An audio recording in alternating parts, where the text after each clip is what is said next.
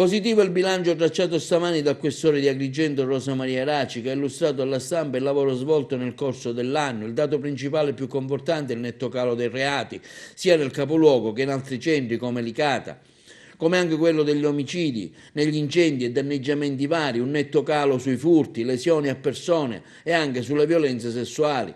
Agrigento registra rispetto alla media nazionale, che è quella del 4%, si attesta al 2,64%. I controlli effettuati dalle volante sono notevolmente aumentati e anche sulle persone stesse, più 22.000, e quelli fatti presso le civili abitazioni, più 12.000 circa.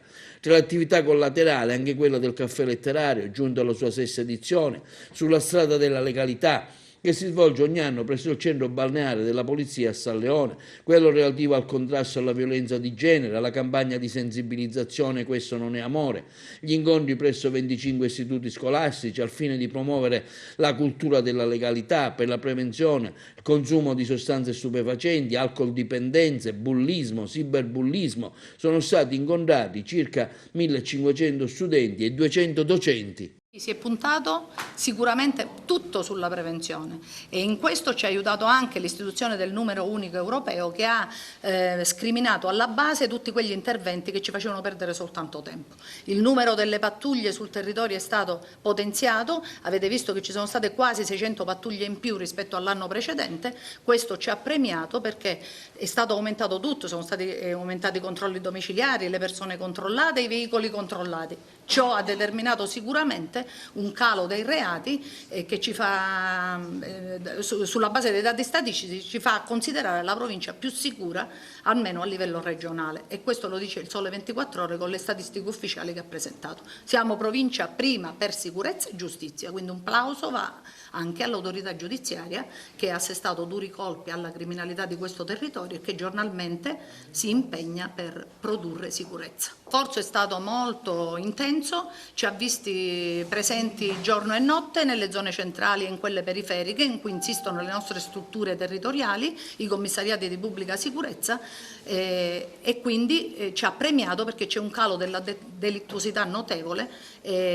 sia dei reati predatori, sia degli omicidi, sia dei danneggiamenti e degli incendi, soprattutto, che era una piaga che noi sappiamo essere molto efferata, soprattutto in alcune parti del nostro territorio. Il controllo del territorio è aumentato notevolmente. Il controllo del territorio, l'ho detto, è aumentato, e quindi in seguito al controllo del territorio sono aumentati tutti quelli che sono tipiche attività di controllo del territorio, quindi controllo domiciliare, che ha permesso quindi di controllare 12.000 volte in più le persone rispetto all'anno precedente. Anche questo è un dato che ci soddisfa molto.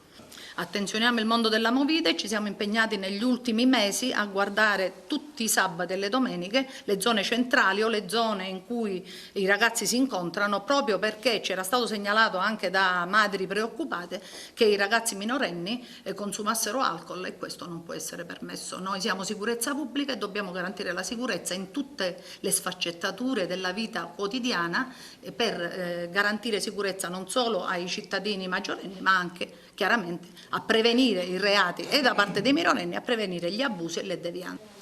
Sulla violenza delle donne è anche questo un nostro fronte molto attivo.